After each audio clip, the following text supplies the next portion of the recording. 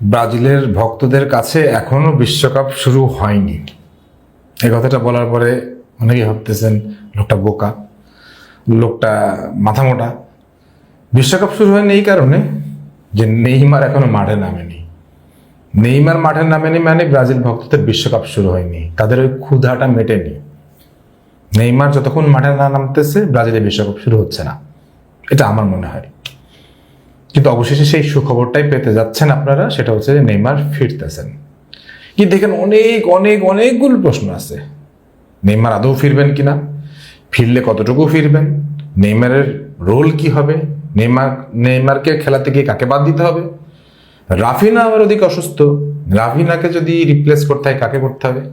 Total ভিডিওটা স্কটল্যান্ডের সাথে ব্রাজিলের কি খেলাটা হবে, কেমন হবে, টোটাল ভিডিওর একটা ইনডেপথ বিশ্লেষণ করব। আপনাদের যদি ভালো লাগে দেখতে পারেন, ভালো না লাগলে যাইতে পারেন, কোনো সমস্যা নেই। আমি কাউকে ধৈর্য বাইন্দা ভাই ভালোবাসাই না। তবে একটা জিনিস ঠিক, আমি আপনাদের কথা বলি, আপনাদের মতো করে বলি। ভালো লাগলে আমার সৌভাগ্য, খারাপ লাগলেও সেটা আমার সৌভাগ্য। যাও, বেশি কথা না বাড়ায় মেইন পয়েন্টে চলে আসি। প্রথমে রাফিনাকে দিয়ে শুরু করি। রাফিনা খেলতে পারবেন না সম্ভবত 2 উইকসের মধ্যে। যদি উনি সুস্থ হন তাহলে হয়তো রাউন্ড অফ 16 হয়তো পাইতে পারেন, যদি সবকিছু ঠিকঠাক থাকে। রাফিনা যদি না খেলে তো রাফিনার জায়গায় কে খেলবে? দেখেন, রাফিনার জায়গায় খেলার জন্য 2 জন উপযুক্ত আছে, এটা হচ্ছে লুইস এনরিকে আর এটা হচ্ছে রায়ান। এই 2 জনই আবার মূল সমস্যাটা হচ্ছে যে সেম টাইপের, মানে রাফিনার কোয়ালিটির না। মানে এরা 2 জন সেম কোয়ালিটি, কিন্তু রাফিনা 1 ভার্সেস 1 বা লেফট আউট কাটে যতটা বেশি দুর্দান্ত, ইনারা ততটা না। কিন্তু কার্লো আনচেলত্তি ওই জায়গাটায় কেন রায়ানকে বা লুইস এনরিকে খেলাবেন? কারণ ওনার ওই জায়গাটা দরকার যে কোনো একজন ওয়ার্কার বা রানার, যে অ্যাটলিস্ট রান করতে পারবে, প্রচুর রান মেক করতে পারবে। কারণ রাফিনা যখন খেলতো তখন তার ইন্ডিভিজুয়াল ব্রিলিয়েন্সটা অন্য লেভেলে ছিল, কিন্তু রায়ান আর লুইস এনরিকে তো ইন্ডিভিজুয়াল ব্রিলিয়েন্স ওইভাবে দিতে পারবে না। যদি দিতে না পারে সেই ক্ষেত্রে কার্লো আনচেলত্তি ওই উইংয়ে, রাইট উইংয়ে ডেফিনেটলি একজন রানারকে রাখবেন, যিনি খুব বেশি রান করতে পারবেন, যাকে একজন মানে রান করতে গেলে অ্যাটলিস্ট তার পেছনে 1 বা 2 জন ফুল ব্যাককে বা মিড বা ব্ল্যাক একে মানে ছুটতে হবে। সেই জায়গাটাই উনি ওই চেষ্টাটা করবেন যেন রাইট উইংয়ে খুব বেশি রান মেক করা যায়।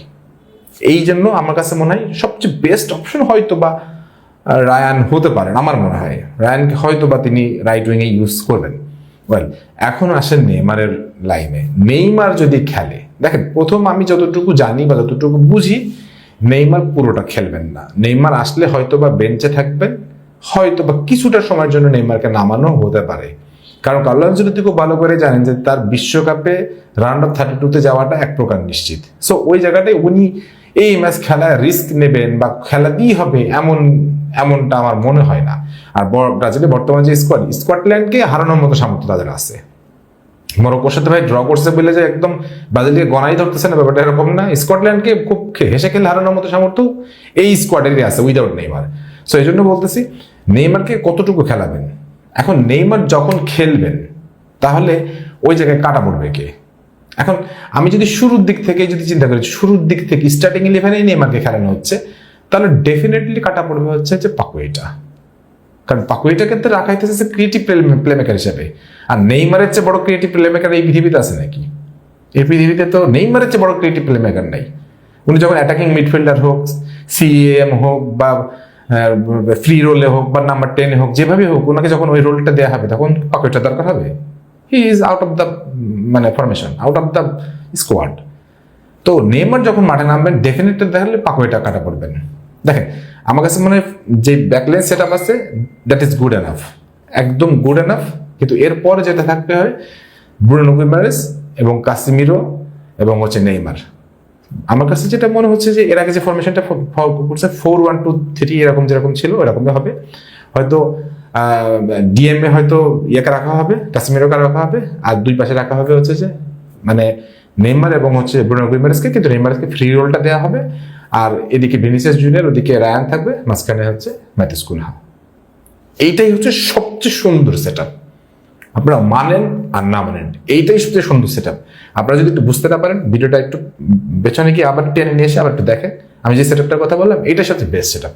কারণ নেইমারকে খেলাইতে হলে ডেফিনেটলি আপনাকে ফ্রি রোলে খেলাইতে হবে, ফিজিক্যাল প্রেশার দেওয়া যাবে না, এবং তাকে মানে তার ক্রিয়েটিভিটি দেখানোর মতন খেলাটা সে সুযোগটা দিতে হবে। এইটাই হলো আমার কাছে মনে হয় ব্রাজিলের বর্তমানে এই জিনিসটা করতে হবে, এই জিনিসটাই করা উচিত।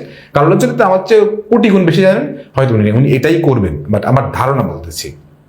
ওয়েল, এখন প্রশ্নটা হচ্ছে যে স্কটল্যান্ডের সাথে তাকে নামানো দরকার আছে কিনা। আমি পার্সোনালি ফ্যান ফেভারিটের জায়গা থেকে বলতে পারেন নামান, ওদেরকে স্পন্সরেরও চাপ আছে, ফেডারেশনের চাপ আছে, ব্রডকাস্টারদের চাপ আছে, 10 মিনিট নামাইতে পারেন, কিন্তু চাপ নেওয়া ঠিক হবে না আমি মনে করি।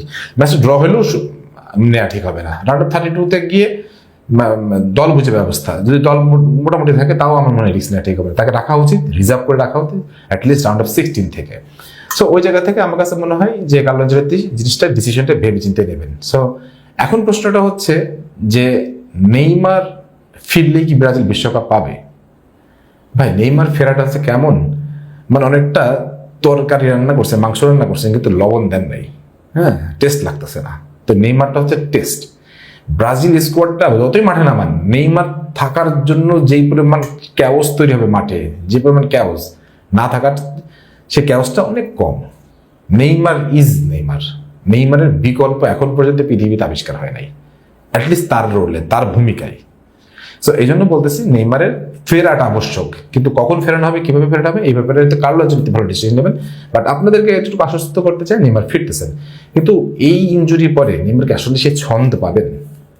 কিন্তু কার্লো আনচেলত্তির ভাষ্য অনুযায়ী তিনি আলাদা প্র্যাকটিস করতেছেন। সো আমার মনে হয় উনি ছন্দ খুঁজে নেবেন, কারণ এইসব বাইবর্ন প্লেয়ার তো এরা ছন্দ খুঁজে নাই, আর অত অত অত লোক দেখলে এদের ছন্দ এমনি চলে আসবে। সো এই জন্য ওটা নিয়ে টেনশন করার দরকার নাই। আর নেইমার ফিরলে কিন্তু ভাই বিশ্বকাপে কিন্তু খেলা জমবে ক্ষীর হয়ে যাবে।